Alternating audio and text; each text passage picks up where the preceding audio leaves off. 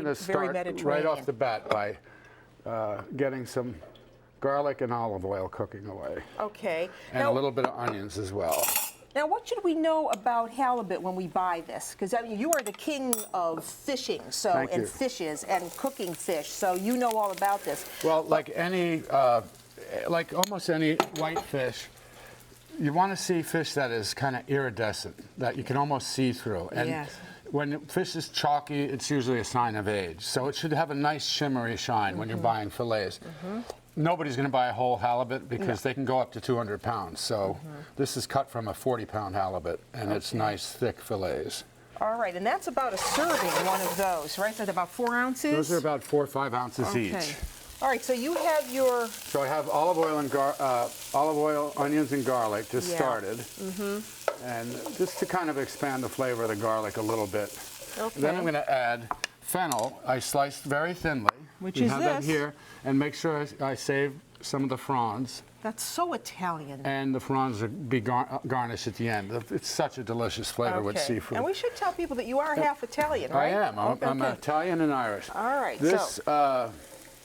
These flavors are very similar to the flavors of the classic bouillabaisse. You've never had fennel. It has a nice licorice flavor. So I've added fennel and leeks. That's these. Yeah, that are sliced very thinly as well. Mild onion. And what should I do while you're doing that? You could just slice a few more tomatoes for me. Okay, sure. And I'm also going to add saffron. And this yes. is, and are you adding it dry? I'm adding it dry into the oil, and the flavor will expand in this, and then it'll expand again when I add the liquids Well, to the that's a new tip because I usually dissolve. Most people do. I have a thing about putting spices into oil. I think that they expand the flavor. Okay, well here's your tomatoes. Thank you. So that'll give a nice yellow color from the saffron. This just has to cook down a little bit. I'm going to turn up the heat on this a hair. Now, how did you come up with this recipe? This is a classic recipe. Well, the flavors are classic from bouillabaisse. Now, I'm going to season the halibut with salt and pepper. Yeah. And there's two sides to the fillet. This is the skin side, and it's more, it's got a nicer design to it, kind of. You can see it. So I'm going to flour just that one side. Just one side. And that's the side I'm going to sear because I think it's pretty. So salt and pepper again. And so we should tell people what you mean by searing, because maybe a lot of people don't know that. What's meant by searing? I'm going to have a hot pan, and I'm going to put it in the pan so you hear it sizzle. And I'm going to get it a nice brown color. Okay, going to give it a nice brown color. This isn't going to take very long to cook because fish really cooks in a few minutes if it's very fresh. But these are pretty thick slices, and halibut's a big fish, so it's a pretty thick. It'll take about a few minutes to sear and then a few minutes in the oven. Oh, that looks great. There. That's a big pan to flip, too. You can see the yellow coming out of the saffron, so the saffron. flavors are expanding already. Beautiful. Okay, what's next? Next, we're going to sear the fish. I just want to make sure my pan's hot enough.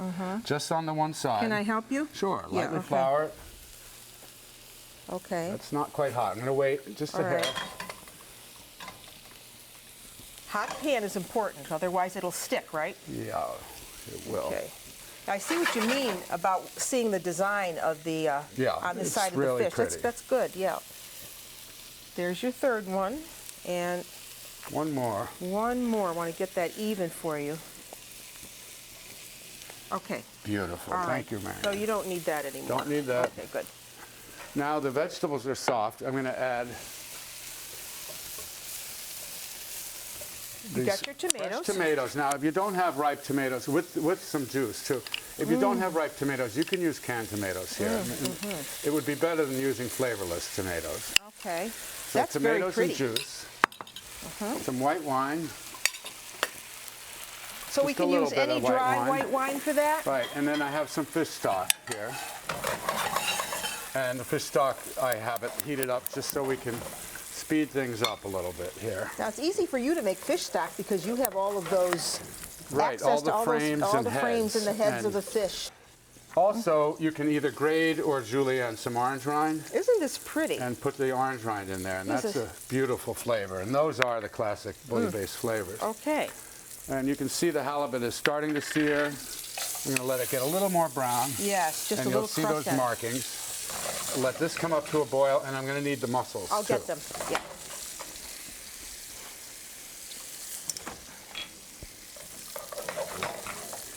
Here they are, and Beautiful. they're beautiful looking. And what should we know about mussels when we buy them?